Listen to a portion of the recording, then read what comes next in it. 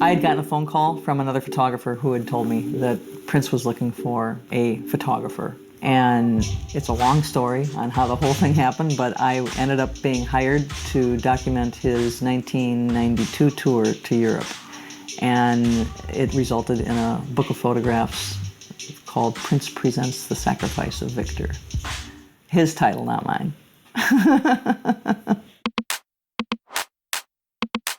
The parts that were most fun was actually the after-concert gigs, because he'd have the concert and he'd go and jam for 2-3 hours.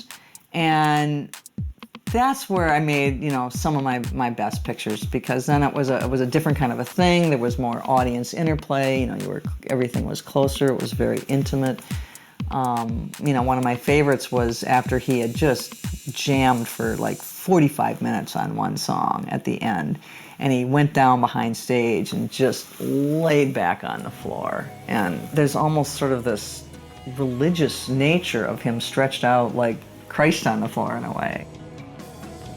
Probably the best part of the experience was seeing what a genius he is, a musical genius. And to be able to have this record of that period of time recorded, again, ties into my whole feeling of like wanting to be a visual historian that leaves a record. And this is definitely one of Minnesota's greatest artists, and it was a privilege for me to be able to watch him make his music and just observe that artistry.